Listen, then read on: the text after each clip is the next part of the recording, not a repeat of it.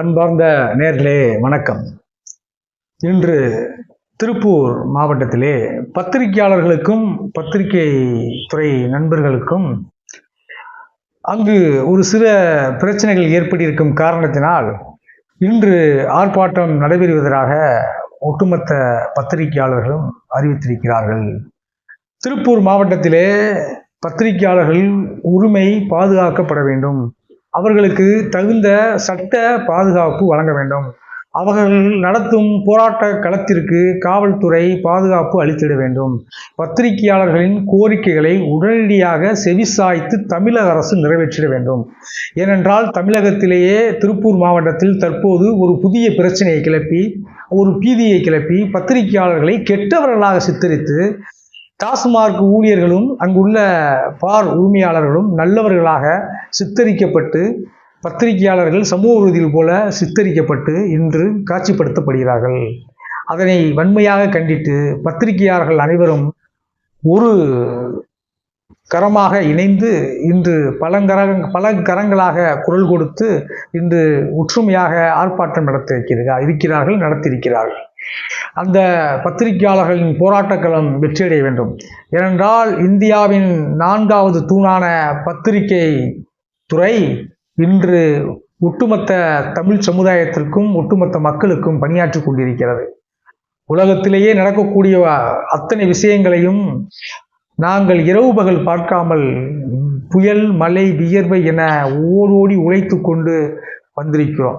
இன்று தற்போது கூட தமிழ்நாட்டில் சென்னை போன்ற அதை சுற்றியுள்ள மாவட்டங்களில் நடைபெற்ற வெள்ள பாதிப்பு, புயல் பாதிப்பு காலகட்டத்திலும் தற்போது நடந்த தென் மாவட்டத்தில் தூத்துக்குடி, திருநெல்வேலி, தென்காசி போன்ற மாவட்டத்தில் நடைபெற்ற புயல் நிவாரண காலகட்டத்திலும் அயராது மழையோடு மழையாக, புயலோடு புயலாக பத்திரிகையாளர்கள் கலந்து அந்த பணிகளை மேற்கொண்டு மக்களுக்காக தன்னுடைய பணியை செவ்வனே செய்து கொண்டிருந்தார்கள்.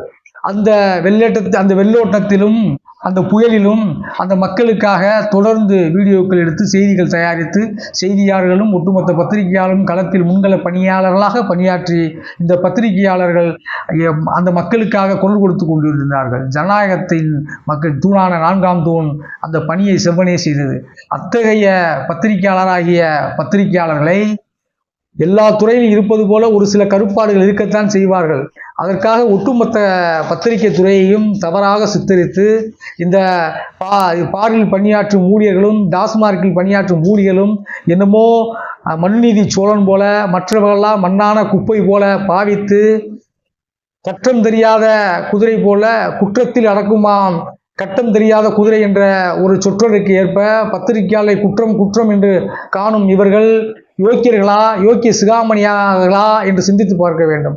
இவர்கள் பத்திரிகையாளர்களை குறை கூறுவதற்காக யாரிடமோ கையூற்று பெற்றுக்கொண்டு ஒரு பொய்யான குற்றச்சாட்டை வடிவமைத்து இந்த பத்திரிகையாளர்களை எப்படி பழிவாங்குவது, இந்த திருப்பூர் பத்திரிகையாளர்கள் மத்தியிலே உலாவும் ஒற்றுமை எப்படி குலைப்பது, இந்த பத்திரிகையாளர் மன்றத்தை எப்படி சிதைப்பது என்று சிந்தித்து இந்த பணம் படைத்த சில முதலாளித்துவலும் சட்டவிரோத செயல்களில் ஈடுபட்டு பணம் சம்பாதிக்கும் சில தொழிலதிபர்களும் இணைந்து இந்த பத்திரிகையாளர் ஒற்றுமையை சீர்குலைப்பதற்காக ஒரு சதி வேலை செய்து ஒரு நாடகம் நடத்தி கொண்டிருக்கிறார்கள். ஆகவே திருப்பூர் பத்திரிகையாளர் மன்ற சொந்தங்களே, பத்திரிகையாளர்களே, என் உறவுகளே, எதற்கும் அசைந்து கொடுக்காமல் உங்கள் ஒற்றுமையை வலிமையுடன் அமைத்து ஒட்டுமொத்த பத்திரிகையாளர்களும் ஒற்றுமையாக இணைந்து பத்திரிகையாளர்களுக்காக, பத்திரிகை சங்கங்களுக்காக, பத்திரிகையாளர்களின் குரலாக, பத்திரிகைகளின் நம்பிக்கையாக விளங்கக்கூடிய பத்திரிகையாளர்களே ஒட்டுமொத்தமாக ஒருமித்த குரலாக குரல் எழுப்பி இந்த பத்திரிகையாளர் உரிமையை நிலைநாட்ட வேண்டும்.